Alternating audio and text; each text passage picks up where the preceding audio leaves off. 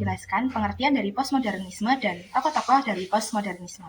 Jadi, postmodernisme merupakan sebuah pendekatan atau pandangan yang mengatakan bahwa dunia internasional ini tidak dapat dijelaskan dengan cara yang sederhana maupun menggunakan teori-teori tradisional seperti realisme atau liberalisme. Nah, postmodernisme ini muncul karena beberapa alasan.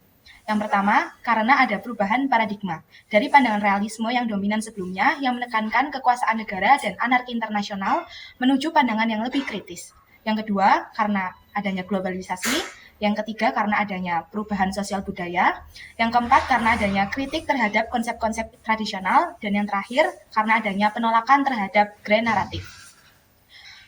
Postmodernisme memiliki 4 konsep-konsep kunci, yakni yang pertama ada dekonstruksi atau reka ulang untuk mengungkap sebuah asumsi. Yang kedua, identitas fluida, yaitu identitas yang tidak tetap, ia berubah-ubah dan tergantung pada konteks waktu dan ruang.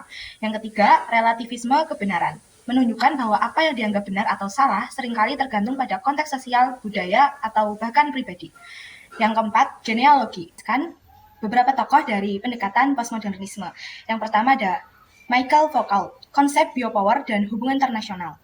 Implikasinya sendiri untuk studi hubungan internasional yaitu memahami pendekatan Foucault memungkinkan kita untuk melihat bagaimana kuasa beroperasi melalui institusi dan diskursus baik dalam negara maupun antar negara. Tokoh yang kedua yaitu Jacques Derrida. Jacques Derrida menekankan pada keambiguan dan kontradiksi dalam bahasa. Menurutnya, teks atau ucapan selalu memiliki potensi untuk ditafsirkan dalam banyak cara yang berbeda. Implikasinya sendiri untuk hubungan internasional yakni memahami kita harus lebih kritis dalam memahami kebijakan, perjanjian, atau narasi dalam konteks internasional. Tokoh yang ketiga yakni Jean-François Lyotard. Lyotard mempertanyakan kepercayaan pada metanarasi atau cerita besar, seperti kepercayaan pada kapitalisme atau demokrasi sebagai sistem yang universal. Implikasi untuk hubungan internasionalnya yakni pendekatan Lyotard mengajak kita untuk mempertanyakan dan mengevaluasi asumsi-asumsi yang sering dianggap sebagai kebenaran. Nah, yang pertama mengenai asumsi dasar teori postmodernisme. Untuk subbagian ini saya sudah membaginya menjadi 3. Yang pertama adalah konstruktivisme sosial. Nah, postmodernisme itu percaya kalau kebenaran itu sifatnya relatif, tergantung kepada siapa dan bagaimana latar belakang dari tokoh yang menjelaskan, yang menafsirkan, yang menginterpretasikan kenyataan tersebut. Lalu yang kedua adalah postmodernisme percaya kalau metanarasi realitas yang ada dan dipercaya oleh banyak orang saat ini itu bisa jadi hanya merupakan ilusi dan dibentuk oleh para penguasa untuk mewujudkan kepentingan dari kelompoknya. Jadi kebenaran itu harus selalu ditanyakan kembali dan harus didekonstruksi.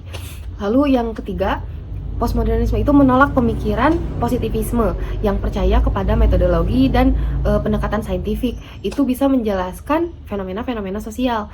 Nah, postmodernisme itu yakin kalau tidak ada teori pasti yang bisa menjelaskan perilaku manusia karena semua hal itu sifatnya subjektif, apalagi perilaku manusia itu berubah-ubah. Nah, selanjutnya adalah mengenai relevansi teori postmodernisme dengan ilmu hubungan internasional.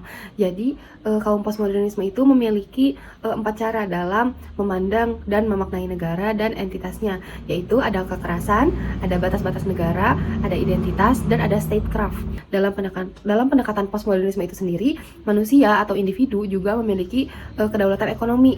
Jadi, bukan hanya negara saja yang memiliki kedaulatan ekonomi. Nah, dalam metodologi postmodernisme itu tidak ada yang namanya metodologi tunggal. Jadi tergantung kepada masing-masing individu yang tadi disebutkan yang tidak ada satu pendekatan pasti untuk memutuskan metode apa yang cocok. Nah, kaum postmodernisme di sini beranggapan bahwa semua kekuasaan itu membutuhkan pengetahuan dan semua pengetahuan itu bergantung pada dan memperkuat hubungan kekuasaan yang ada. Hidup di luar kekuasaan. Jadi kebenaran itu bukanlah sesuatu yang eksternal bagi lingkungan sosial, tapi merupakan bagian dari mereka. Nah, teori postmodern internasional telah menggunakan pandangan ini untuk menguji kebenaran. Jadi sebenarnya kebenaran yang ada dan dipercaya oleh banyak orang saat ini itu basically itu kayak salah satu alat dari para penguasa untuk mendapatkan dan mempertahankan kekuasaannya. Teknologi dan proses terjadinya invasi Amerika Serikat ke Irak pada tahun 2003. Invasi Amerika Serikat ke Irak pada tahun 2003 dilatar belakangi oleh peristiwa invasi yang dilakukan Irak kepada Iran yang disebut Perang Nurul 1. Usai perang tersebut berakhir, Irak melakukan perjanjian dengan PBB untuk melakukan gencatan senjata. Namun, pada tahun 1980, Irak justru menginvasi Kuwait yang peristiwanya disebut dengan Perang Teluk II.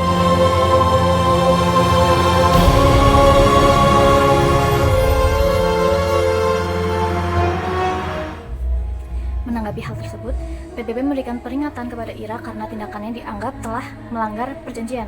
Akan tetapi, Irak tidak menghiraukannya hingga akhirnya PBB mengirimkan pasukan multinasional yang berisi tentara Saudi Arabia, Inggris, dan juga Amerika Serikat untuk melindungi Kuwait. Artlist.io.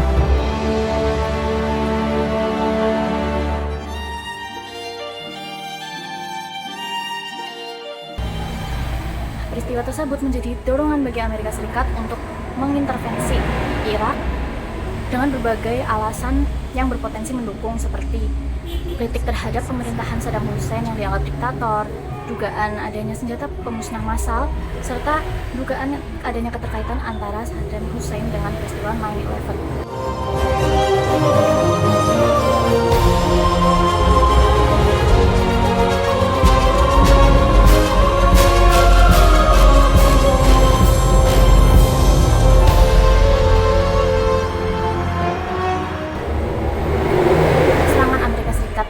Irak dimulai pada 19 Maret 2003 dengan dijatuhkannya bom di kota Baghdad.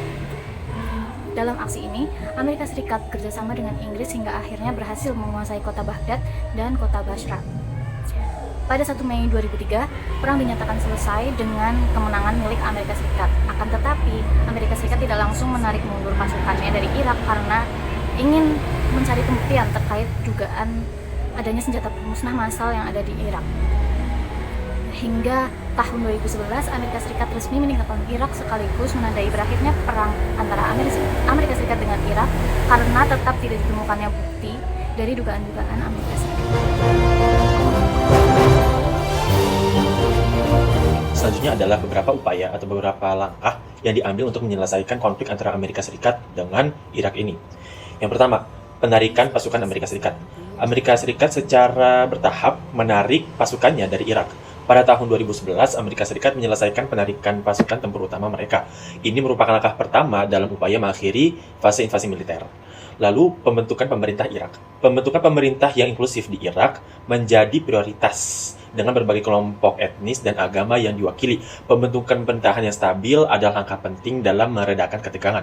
Lalu, kontribusi organisasi internasional. Peran PBB dan organisasi internasional lainnya dalam mendukung rekonstruksi dan peningkatan keamanan di Irak juga penting. Lalu ada perjuangan terhadap kelompok ekstremis. Upaya yang dilakukan untuk menghadapi kelompok ekstremis seperti ISIS yang muncul di Irak. Koalisi internasional termasuk Amerika Serikat ikut serta dalam upaya membersihkan kelompok ekstremis seperti itu. Lalu dialog diplomatik. Diplomasi terus ditekankan sebagai sarana untuk mengatasi perbedaan antara AS, Amerika Serikat, dengan Irak. Lalu yang terakhir ada bantuan pembangunan. Bantuan internasional untuk rekonstruksi pemulihan ekonomi dan pembangunan infrastruktur di Irak. Mungkin itu adalah beberapa langkah atau upaya yang dilakukan untuk meredakan ketegangan ini. Terima kasih. Selanjutnya yaitu tanggapan dari dunia internasional terhadap kasus invasi AS ke Irak pada tahun 2003. Di mana invasi AS ke Irak pada tahun 2003 ini memicu berbagai tanggapan dari komunitas internasional. Beberapa tanggapan umum yang diberikan itu yang pertama ada penolakan dan kritik, di mana banyak negara mengecam invasi ini sebagai pelanggaran hukum internasional karena dilakukan tanpa otorisasi Dewan Keamanan PBB. Prancis, Jerman, dan Rusia termasuk di antara negara-negara yang sangat kritis terhadap tindakan AS. Yang kedua ada protes massa, yang dimana berbagai negara termasuk dalam negara-negara yang mendukung invasi sering terjadi protes massal yang menentang perang di Irak.